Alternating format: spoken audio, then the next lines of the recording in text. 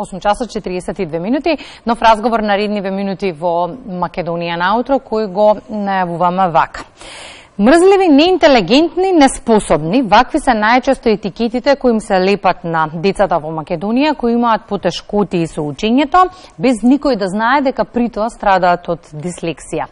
Непрепознавањето на појавата произлегува од фактот што овие деца во ништо не се разликуваат од другите, ниту во интелектуалните способности, ниту во однесувањето, напротив, кај нив се поизразени креативноста и креативното размислување, односно размислувањето на поинаков начин што многу од наставниците го толкуваат како негативно. Инклузивното општество кон кое што се стремиме треба да има капацитет да ги исполни барањата и потребите на сите нас, вклучително и на лицата со дислексија и специфични тешкоти во учењето. Стануваме ли такво општество, сакаме ли и ги правиме ли промените кои се неопходни за подобро утре во месецот на дислексија? Ова утро зборуваме со Дамјан Николовски од Сдруженијето за дислексија Ајнштајн и Катерина Николовска, стручно лице за дислексија и координатор на Центарот за специфично учење во Интернационалното училиште QSI. Добро утро и добро ни дојдовте. Добро утро. Многу пати сме зборувале за дислексијата, но сепак ни е потребен уште еден вовед, можеби за оние кои што ги пропуштила тие разговори низ годиниве, а ги имавме многу. Дислексијата е многу повеќе од читање на буквите наопаку, но ќе разграничиме и потенцираме дека апсолутно нема врска ниту со помала интелигенција, ниту со мрзеливост, ниту со неспособност кај децата. Така, дислексијата убав повед дадовте дека е една специфична тешкотија во учењето која што најчесто се манифестира со тешкотии во читање и пишување, меѓутоа во никој случај не е поврзано со нивните интелектуални способности и со она како се снаоѓаат нели во училиште и во другите предмети. Секако има различни манифестации и може да се манифестира нели и во нивното однесување и во нивното воопшто навигирање во целиот образовен систем, меѓутоа оно што е најспецифично е дека овие дечиња навистина најголем проблем имаат со читачките способности. За да разбереме колку е распространета дислексијава, ќе ги кажеме следниве податоци. Имено според Меѓународното здружение за дислексија, 15 до 20% од светската популација се соочува со одредени симптоми на дислексија, а во групата словенски јазици дислексијата достигнува 10 до 15%. Со други зборови, барем 3 или 4 ученика во едно просечно оделение го имаат овој проблем. Какви се податоците за Македонија? Тоа што ние како здружение го имаме добиено како податок е истражување кое што се спроведе во, мислам дека 27 средни училишта на анкетирани 2700 средношколци, од кои што 12,2% покажуваа знаци на дислексија. Тоа не е официјално истражување, меѓутоа е доволен показател дека и Македонија се наоѓа во таа светска статистика, односно во тие бројки. Битно е секако да се спомене дека не секој проблем со читањето укажува на дислексија. И исто така важно е да потенцираме дека вообичаено за прв пат промени во однесувањето кај децата се забележуваат во училишната возраст, тешко се детектира во предучилишната, кога не се ни чита, кога почнуваат првите маки практично со читањето или со владувањето на материјалот во училиште, тоа е некако првиот знак. Сега сакам да разграничиме и во однос на наставниците и во однос на родителите, но да почнеме од основната клетка семејството, каде што би требало да се детектираат сите проблеми со членовите во семејството. Како ние, како родители, да ја препознаеме дислексијата?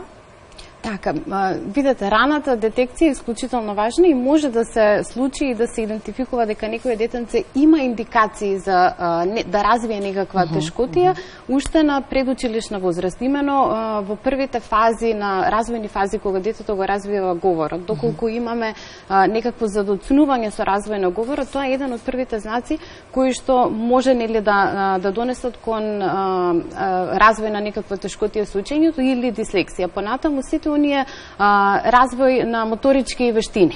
Доколку детето не научи навреме да ги врзува врвките на патичињата, доколку детето не научи навреме како да го држи правилно моливчето во својата рака, сите овие тешкоти или задоцнување може да бидат индикација. Така што многу е важно дома да се следи целокупниот развој на детето, за да не дојде нели до време кога во училиште ќе биде првата идентификација. Тоа најчесто се случува, меѓутоа не е доцна, меѓутоа многу подобро доколку направиме нешто и порано. Се извинувам, Никола, имаме два типа на родители. Едни кои премногу осетливо реагираат на сите потешкоти на децата, другите кои што бараат диагноза во се и сега едните велат остае го детето, има време, нели, и ќе почне да учи, и ќе почне да зборува како што треба, меѓутоа треба да се најде некоја златна средина. Така, може да го оставиме детето и евентуално можеби ќе се случи нели тој развој, меѓутоа многу е убаво нели доколку реагираме и му пружиме помош и му ги дадеме сите алатки за да може да се развие правилно. Препознавањето и работата со учениците се чини предизвик плюс и за наставниот кадар, кој низ годиниве секако со нив работите на конкретни обуки во однос на работа со учениците со дислексија и се обидувате да им помогнете во работата со учениците кои што се соочуваат со овој проблем. Колку општините се подготвени и отворени за соработка низ годиниве и колку наставниот кадар има обичај да соработува конкретно за кога станува збор за ова прашање?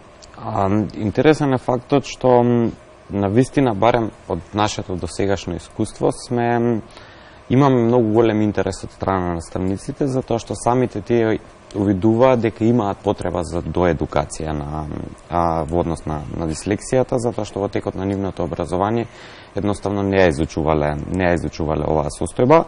Ние веќе со години напорно работиме на едукација на наставниот кадар, меѓутоа потребно е да се работи се уште.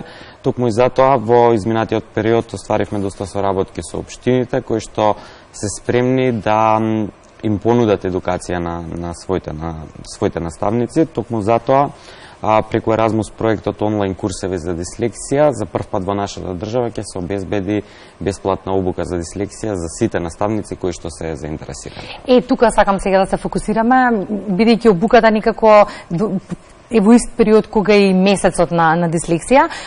Слушнав исто така дека е отворена и за родителите, меѓу другото. Кој се може да се пријави, што се може да се научи на обуката? Обуката се спроведува онлайн и ќе биде достапна на платформата dyslexiacourses.eu во период од 5 години и е отворена за секој кој што е заинтересиран за дислексијата. Примерна целна група се наставниците и родителите, меѓутоа истата може да помине секој оној кој што е заинтересиран. Поделена е во 4 модули: основи на дислексија, идентификација на дислексијата, стратегии за работа со учениците со дислексија и психолошката поддршка на учениците со дислексија. Потоа, по завршување на обуката следат тестови за проверка на знаењата, врз основа на кои што секој корисник ќе се стекне со сертификат за успешно завршување на обуката. Катерина, училиштата во кое што работите, искуствата покажуваат дека тоа е еден пример за училиште, како треба едно училиште да се постави со децата со дислексија. Какви се вашите искуства од работата со децата и што е потребно за едно дете со дислексија да може да се вклопи и да постигне успех во самиот образовен процес? Оно што е најпотребно им е на овие дечиња тоа да бидат прифатени во средината во која што се. Меѓутоа, кога зборувам за прифаќање, зборувам за тоа да се почувствуваат дека припаѓаат во таа средина и нивното постоење таму има некаква цел.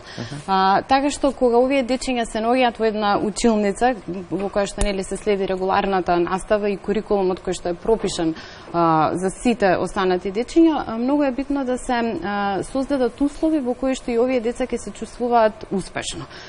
Сега во училиштето QSI, каде што јас работам, имаме центар за специфично учење, каде што сите дечиња кои што имаат некаква специфична тешкотија, меѓу кои и дислексија, добиваат поддршка. Таа поддршка нели некогаш е 1 на 1, меѓутоа многу често е поддршка на наставниците, за да тие наставници можат да ги поддржат овие дечиња во училницата во која што се наоѓаат. Секако треба да потенцираме и дека психофизичкиот развој на детето е особено важен. Тука мислам и на поддршката и на семејството и во рамки на образовниот процес од наставниците, од средината и своите другари апсолутно. Дали се уште се стигматизира и дислексијата, како впрочем и се во нашето општество, и кои се оние промени кои се неопходни да ги направиме доколку сакаме децата да ни растат во здрава средина?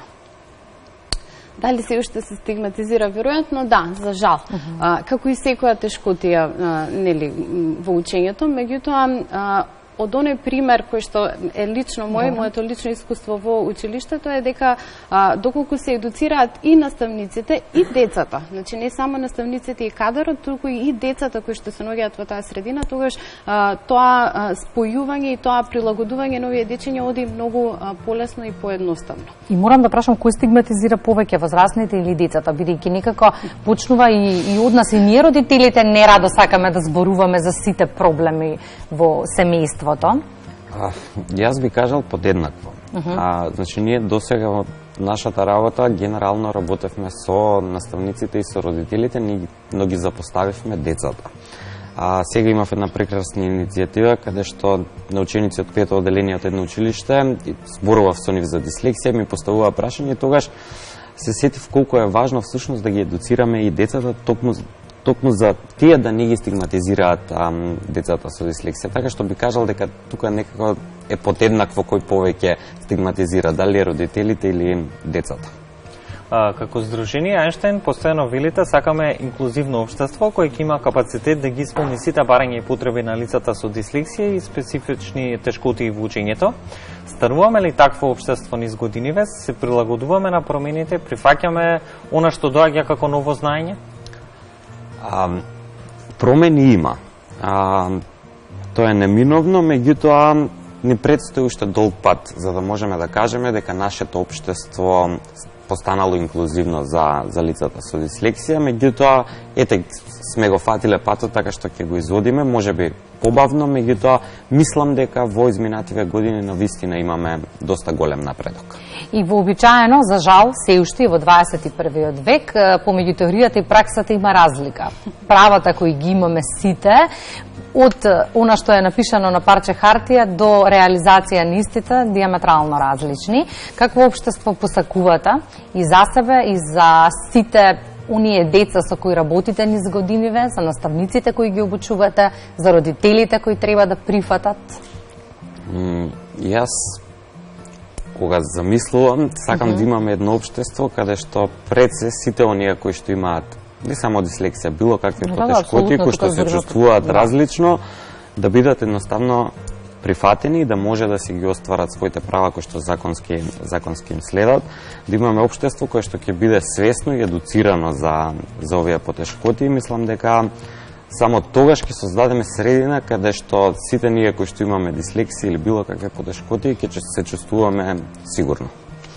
И секако треба да споменеме, веќе кога зборуваме за дислексијата, на позитивна страна на приказната, колку млади луѓе станале големи умови, а имале дислексија. Ајнштајн е еден од многуте, за кој што се многу се зборува, па издруженијето по него го добило името. Сакам да кажам дека нема никакви пречки доколку гледаме свесно на проблемот и свесно работиме на него. Апсолутно, многу е битно да се види потенцијалот кај овие дечиња и да се отклучи тој потенцијал. Исто така многу е битно да им покажеме и ним дека нивната тешкотија е простор за раст.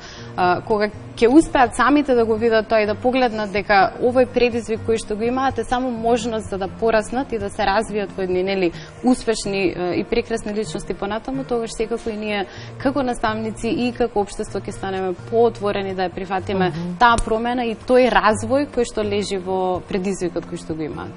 А верувам дека сите предизвици особено може да се надминат, доколку постои желба за тоа. Ќе се надоврзам на неколку информации кои што ги најдов во однос на искуствата од регионот. Во Хрватска, например, лицата со дислексија при полагање на возачки испит имаат ментор или читач и немаат временско ограничување на тестот, додека приемните испити на факултет се различни за младите со дислексија. Искуства кои што навистина се добродојдени и можеби во скора иднина ќе ги имаме и кај нас. Да, ние се надеваме на истото, дека барем такви олеснувања ќе добијат оние кои што се соочуваат со дислексија. Имаме и ние некои напори да се создаде сето тоа кај нас. Ќе видиме како ќе се движат работите, меѓутоа искрено се надевам дека за брзо време сето тоа ќе биде. Клучно е гласното зборување за проблемите. Тоа е тоа што прави промени. Апсолутно, особено затоа што како што е и нашето мото, дислексијата не е ништо страшно, треба да зборуваме за истата, затоа што колку и да сме работели на подигнување на јавната свест за оваа состојба, се уште има голем дел од населението кое што не е свесно и не знае што е дислексијата, можеби се соочува со истото, затоа е важно да зборуваме јавно и да ги охрабриме сите оние дечиња кои што се чувствуваат можеби различно, дека дислексијата не е ништо страшно. Ми е многу драго што низ годиниве и надвор од месецот на дислексијата во Македонија на утро разговараме со вас на темите кои се вредни за кои се вредни да зборуваме гласно, бидејќи сакаме да правиме промени заедно. Благодарам за гостувањето. Благодариме за гостувањето. Дефинитивно ова е темата која што и понатаму ќе остане високо на агендата на утринската програма. Апсолутно.